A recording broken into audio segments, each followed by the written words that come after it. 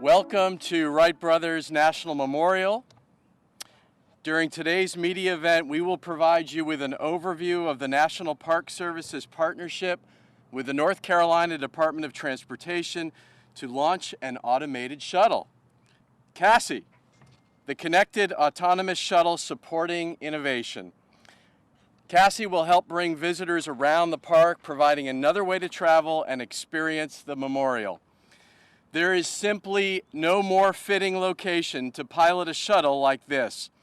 This location, where Orville and Wilbur Wright changed the world through their innovation, is an inspiration and innovation center. Yesterday, at around 3:34 a.m., the first solar-powered helicopter made a flight on Mars, the second closest planet to the Earth. This was the first aircraft to fly on another planet. It was negative 100 degrees Fahrenheit in an atmosphere made of mostly carbon dioxide. So the feat, of course, itself was incredible, but let's not forget that the planet Mars is 178 million miles from here. It's amazing to think that what happened here at this site was the beginning of what led us to the first flight on Mars. The flight occurred in the Jezero crater, and in dedication of the Wright brothers yesterday and their original innovation that happened on this ground right here, this location, 178 million miles from the place that I stand today, was named Wright Brothers Field by NASA just yesterday. The flight was 40 seconds, so they have a little more work to do. The most successful flight by the Wright brothers here on December 17th, 1903 was actually 59 seconds. And I was just so impressed when I heard Mimi Ong, the Ingenuity Project Manager of NASA's Jet Propulsion Laboratory, call it what else other than a Wright brothers moment. So perfectly stated. And I am proud to be with you today for another Wright Brothers moment. At the memorial, we are here happy to launch the piloting of CASSI. This is not just a gimmick or a stunt. With 423 units, the National Park Service, called America's Best Idea by historian Wallace Stegner, received over 237 million visitors last year in 2020. Wright Brothers, Fort Raleigh, and Cape Hatteras National Seashore here in Dare and Hyde County in the Outer Banks had more than 3 million. Finding ways to safely transport people around parks is a challenge, especially at some parks that are approaching their carrying capacity. This project is also perfectly timed at Wright Brothers National Memorial. We just completed an update to our general management plan, and that plan calls for a pathway. That pathway will go all the way around the memorial landscape to provide an immersive tour of the park and a new educational experience. CASSI, or perhaps one of CASSI's successors, may be the perfect solution to bring those visitors around the park and provide a unique visitor experience. To that end, this is also a science project. We will be collecting data. We have a survey approved by the Office of Management and Budget that we expect members of the public that ride CASSI to fill out and help provide data to inform future management opportunities for CASSI and other automated vehicles. The pilot project is also a perfect fit, and that is because we have the most incredible partnership with the North Carolina Department of Transportation. Day in, day out, and all night long, the North Carolina Department of Transportation, including the Highway Division, helps us manage millions of travelers through the park along the highways. The Division of Aviation provides phenomenal support to our 3 airports, including the First Flight airstrip just behind me, the Billy Mitchell Airport on Hatteras Island, and the Ocracoke Airport on Ocracoke Island. And last but certainly not least, the Ferry Division serves as a critical linkage for our community members, our employees, and millions of visitors that go between Cape Hatteras National Seashore and mainland North Carolina. I'd like to thank Michael Colopy and Stephanie Sedano, the project managers on this project. They worked extremely hard to bring this 3-month test pilot project to the park. I'd also like to thank Deputy Secretary Julie White, Mike Caldwell, Steve Suter, all of the staff from the Volpe Institute, Dr. Sheila Davies, Bobby Botts and Andy Rogers, Charlie Gould, and of course, the North Carolina Secretary of Transportation, Eric Boyette, who I would now like to welcome to speak and say a few words. Thank you, Dave. That was a great introduction. And just thinking about our National Park Service and how it's known for innovation. So as you look out today and how we're partnering, we're making history again. So once again, the first time ever, we'll have a self-driving that's being tested on public land in our United States. Another first. How appropriate that the CASSI is also tested today at the same place where the Wright brothers tested first in flight. Another first for North Carolina. If you look at the future of transportation, we will be automated, we'll be connected, we'll be electric, we'll be shared. There's a lot of opportunity there. So we must look forward. We can't sit still. Today's another day. CASSI's another way that we can do that. As you look at the technology and how and why we're here, it's going to help us. It helps us understand how this technology will work in other communities. It also helps our citizens interact with this technology. So as NCDOT continues to lead, we've been first in a lot of things. We've been first with our drone program. We've been delivering medical supplies. We've been delivering food services. We've been first with our automated taxi service, air taxis. We did that first flight, first one in North America. We've also had the first ride-sharing application or microservice in Wilson, North Carolina, in our city of Wilson. Great partnership there, proud of what they do. But all three of those things are really what we stand for, and especially during the pandemic. So now was very critical for us to do things like this and what we're looking at today behind me. If you look at everything that we've done, it is first in kind, but we've got more to come. And the CASSI will be here for about 3 months, I think through mid-July. And we're continuing to look at other opportunities, as I mentioned. And if you have ideas, if you have opportunities, please get in touch with our staff. Julie or Ryan are here with me today, and they will both be glad to talk to you. And as Dave mentioned, it's a partnership. And we have to thank the National Park Service because not only are they committed to technology, but also committed to transportation. And those two are combining. And you see that today. We want to thank the National Park Service that's here with us today, the staff that's here with us, but also our partners in D.C. You heard we mentioned Dave, and I think everyone here knows Dave. When I walked up, everyone was drawing to Dave. So Dave, thank you for your partnership. Steve Suter, as you mentioned, he's the multimodal lead in D.C. Michael Colopy, who is the project manager for CASSI, very integrated within what we're doing. And many of the support staff. There's too many to mention, but everyone on the National Park Service staff, thank you for what you've done to help today become a reality for us. And I'd be remiss if I didn't thank our Deputy Secretary for Multimodal, Julie White, thank you. And we have Ryan Brumfield with us here today as well. He's the interim director for our Integrated Mobility Division and all of our IMD staff. When you look out and we talk about partnerships and North Carolina Department of Transportation, this is what it's about. I gotta tell y'all, this is fabulous. This is my first time out in a year. This is the best place to come for your first trip out. I'm Julie White. I'm Deputy Secretary at NCDOT for Multimodalism.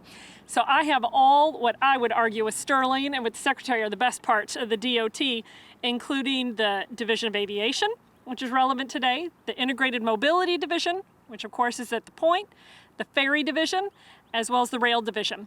So in this project, we actually had 3 divisions come together of those 4. Our Ferry Division helped us get the vehicle up here and store it for us while we prepped it and got it trained. Our Division of Aviation helped make that coordination for us to the Wright Brothers Memorial, and then of course our Integrated Mobility Division. So when you get to bring 3 of those modes together, you know you're doing something really special. I wanted to make sure and just add a couple thank yous to the DOT team and others that were also a part of this project, because the Secretary really sets a mode for us, a goal for us about partnerships and teamwork, and I wanted to be sure and take a moment to recognize all those folks. Secretary said, and I will doubly say, Ryan Brumfield, our Interim Director of Integrated Mobility Division. It really takes nimble and foresight in a leader to be able to put together a project like this. And we only can do it because Ryan is serving both as our manager of our Innovations and Pilot Division, as well as our interim director. So many thanks to Ryan for making this happen. And then our multimodal special projects engineer, Stephanie Sudano. A project like this can only happen if you have an engineer who's been doing work like this and project managing for decades. I cannot tell y'all, the purpose of this project is to learn. And so from the first moment of trying to bring it into North America and understanding all of the unique challenges that exist to bring a vehicle like this into the country, to figuring out how to plate it within laws that aren't prepared for vehicles like this and think about what kinds of changes we need to make to our laws to prepare for a vehicle like this, to thinking about how it runs here in a place that doesn't have a lot of vertical. So this vehicle will use the vertical environment to orient itself. And so thinking through when you get here, okay, how are we, you need an engineer that can figure out how are we going to help this vehicle know where it is in this space. She's done just an incredible job of overcoming the challenges that you have to overcome to do something innovative. So many thanks to Stephanie. I wanted to recognize Kevin Lacy. He's our statewide traffic engineer. He has really been the lead at our agency for autonomous technology, getting our laws ready, thinking about the future. And so I wanted to do a huge shout out to Kevin for his support. Could not have happened without him. And our DMV commissioner, Tori Jessup. As I said, this vehicle has to be plated. It has to be overseen for its safety by our DMV commissioner. So Tori has been a key partner in this effort. And then Sterling Baker, our Division I engineer. You cannot come up here and try and lift a project like this and not have a problem solver like Sterling on your team. Many thanks to Sterling for helping us overcome all of the challenges. And last but not least, our Ferry Division Director, Harold Thomas. Again, discovering that one of the challenges in this is where do you store a vehicle like this? It does not fit in a standard garage or parking deck. It has special requirements. Our team really came together and figured out how to make that happen, and the Ferry Division was a key part of that. So I just wanted to be sure and recognize all those folks today that are part of this team and appreciate our partnership so much with the National Park Service. I'm honored, Dave, to get to work on another project with you. We love bringing projects up here to Dare County, and so thank you for being a great partner with us.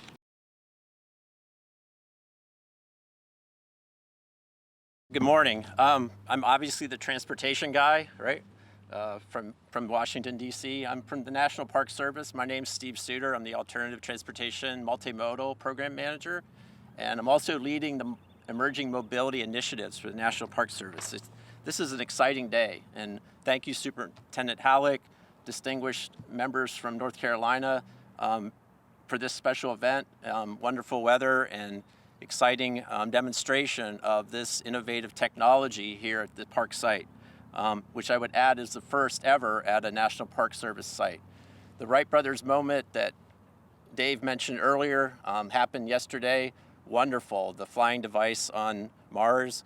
How incredible, though, to have a Wright Brothers moment at the Wright Brothers site. I mean, I'm dumbfounded by that and so excited to be here today. On behalf of the National Office, our Washington office in Washington, D.C., Director Sean Benge and others supporting this project and hoping for great success. This event would not be possible without the great partnership that has been established and working now here with NCDOT. It's also due to the incredible staff we have here at Wright Brothers and the Outer Banks Group.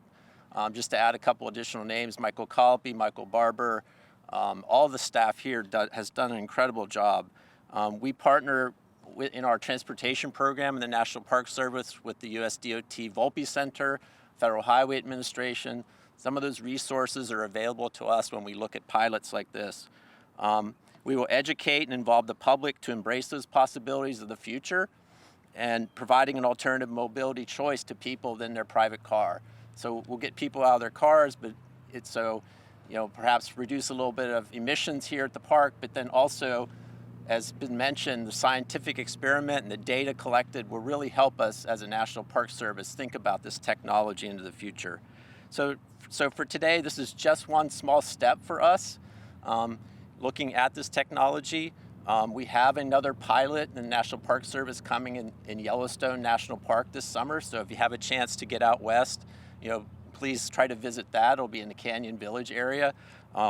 So with both of those pilots, we're positioned to really learn about them and think about what this means for us as a National Park Service transportation access to and through and within parks. These trends present both opportunities and challenges for the National Park Service in managing access and protecting resources entrusted to us. That's essentially our mission, providing enjoyment to current generations and current people and future generations going forward. So projects like this and scientific experiments and mobility enhancements are all part of that. But today, which is part of National Park Week celebration in the National Park Service, this is called Transformation Tuesday. So we should reflect on what we're doing here, inspire others to think about this technology and how we can move people around parks. Let's celebrate this collective achievement. So thank you very much. Are there any questions? Yes, Carrie. Sure. So CASSI is a shuttle that's been rented from Easy Mile. It's approximately $50,000 a month for this lease, and the cost is being split between the National Park Service and the North Carolina Department of Transportation. Go ahead, Carrie. Will it cost people to ride it when we have it open to the public? Right. No, there's no cost to ride the shuttle. Wright Brothers Memorial gets a lot of visitors. As a matter of fact, just over the weekend on Saturday, I believe, we had more than 700 vehicles that come in. We estimate with 700 vehicles that there are 2 to 3 visitors that come in. So we're looking, even this time of year on busy days, at up to 2,000 people. Later in the summer, we can have 3,000 and 4,000 people here at the park in a given day. The shuttle will likely only be able to accommodate about 150 to 200 riders during the day. So again, this is an experiment. It's a pilot project. We'll be collecting data from it. It's also safe to fail. What I mean by that is if the shuttle breaks down, it is not critical for managing the park here. So we'll fix it and get back on with business. But again, this is meant to be a pilot project so that we can explore its use in the future. Yes? From the parking lot and taking them where? Kind of what will be its purpose? Great question. Is it Kayla? Yes. Yeah, hi, Kayla. How are you? So Kayla, the shuttle will have an initial stop that is right next to the visitor center. The visitor sector itself is actually a National Historic Landmark. It will bring people around the Big Kill Devil Hill and drop them off here. It's approximately a 7-minute shuttle ride to this site, and then pick up another group of individuals and bring them back to the visitor center area. Okay, so now, Mike, we're gonna cut the ribbon here and offer rides on CASSI. We prep it first for the show. 1, 2, 3.